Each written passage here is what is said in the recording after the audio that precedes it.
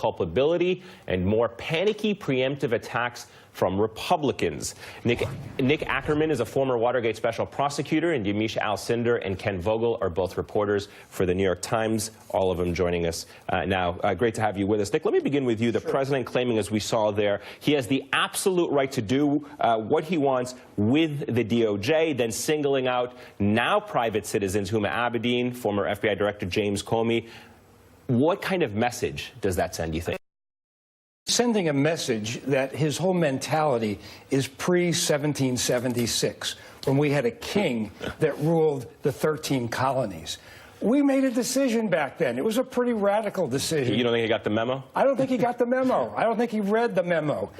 We made a decision to be governed by a constitution, to be governed by laws. We got rid of the king. We put in a president who has checks and balances, that is not above the law, that is subject to the law just like every other citizen in this country. And the problem with what he is doing directly undermines what has been over 250 years of American history, which he doesn't understand. And I'm sure you've seen the counter-argument, though, made by folks like Alan Dershowitz and others, that the president has the legal authority as the top law enforcement official in the country, that he can do that with the Department of Justice. He can direct the investigation or order an investigation. Is that not correct, legally speaking? Legally speaking, he could set a priority for the Department of Justice, but when he is directly a subject of the investigation, when he is one of the people that is being investigated, and his campaign is being investigated, for him to be putting his 2 cents into this whole thing. I mean, he didn't have the right to tell Jim Comey to stop the investigation into Mike Flynn. That is an obstruction of justice. He cannot obstruct justice and be above the law. That's what it means to not have a king and instead a president of the United States. Ken, we were talking there about Senator Blumenthal talking about possible indictments in 2018. Do you think we're going to see more indictments or guilty pleas throughout this investigation in the year ahead? Yeah, I think it's certainly possible, and I do think that the president's lawyers are bracing him for that potential, and that may be what's behind his preemptive attacks. And I do agree that they are preemptive attacks against the Justice Department as an effort, part of an effort, really multi-pronged effort, frankly, to undermine the Justice Department and particularly the special counsel's investigation. We see it not just in the calls for investigations of Comey and claims that he's being treated unfairly because Hillary Clinton wasn't prosecuted, but also in this focus on the dossier and suggestions that the dossier was a Democratic piece of opposition research that somehow shaped or colored the investigation of him. We see it in his going after these individual members of Mueller's team, and we see it in these claims that there is a deep state that is somehow working to undermine him. But Ken, and Republicans are picking up that line of attack in a way that is pretty concerted, and it is effective. If you look at polls,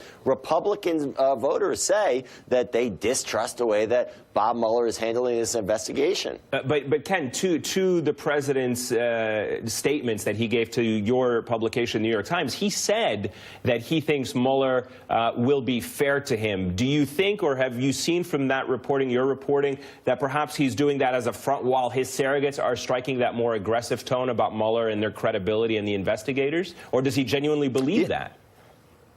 You know, it's tough to tell. He's vacillated. He's gone back and forth and said things that that suggest that he doesn't believe that he's being treated fairly. I mean, the whole idea that this is a witch hunt and a hoax, for one. But then he did say, most recently to us and our reporter Michael Schmidt down at Mar-a-Lago, that he thought that Mueller would treat him fairly. You have to think that some of this is being shaped by what his lawyers are telling him is going on in the investigation on any given day as to whether he's going to lash out or sit back, as they are advising him to do, and sort of let the investigation run its course. Yamiche, I know that the former acting Attorney General Sally Yates, who Trump also fired, wrote today on Twitter that Trump slanders career DOJ professionals as deep state, calls for a political opponent, and tries to stick DOJ on a potential witness against him beyond abnormal, dangerous. Walk us through what might be dangerous here. What might be dangerous is that this is the same Department of Justice and the same criminal agencies that essentially keep Americans safe. So if you have people that are working for these agencies who now feel as though the person that they're serving, either one, does not believe in their work, or two, actually gets people to leave those jobs and then leaves America open to whatever could be going on in the world, there's this idea that if we don't have a Department of Justice, if we don't have these agencies and FBI that feels as though the president actually believes in their work, that hurts morale. And I think that's not like a regular agency or a regular job where people's morale doesn't affect the actual security of the United States. The Department of Justice actually needs to go out there and keep Americans safe. You think about their work in police departments. You think about their work in other areas. So we depend on these people to make the rules in America actually stick. The other thing I think is really important here is that we see President Trump essentially doubling down on who he's always been, which is someone who really does deeply believe in conspiracy theories. And when you have this idea, you have someone from the podium of the United States saying that the president doesn't think that all the DOJ is part of the deep state, but that obviously means that some people might be part of that deep state. That's a pretty remarkable statement coming from Sarah Sanders. Nick, let me ask you about Congressman Jim Himes, who serves on the House Intel Committee, because he told the Washington Post, we have this, the Democrats are seriously exploring the possibility of issuing a minority report that details the degree to which Republicans tried to impede a full investigation. Should that end up happening, what impact do you think something like that could have? Well, look, it's going to counteract whatever the Republicans say. For them, at this point in time, to issue a report giving a clean bill of health to anybody in this thing is absolutely crazy. They don't have access to Mike Flynn. They don't have access to Papadopoulos. They don't have access to all of the evidence that the Mueller group has. So, I mean, in a way, this is sort of a bit player, and it's a bit of nothingness, really, because you don't have a real investigation here. It wasn't like the Watergate Senate Select Committee, where the Democrats were in control. You had a real investigation.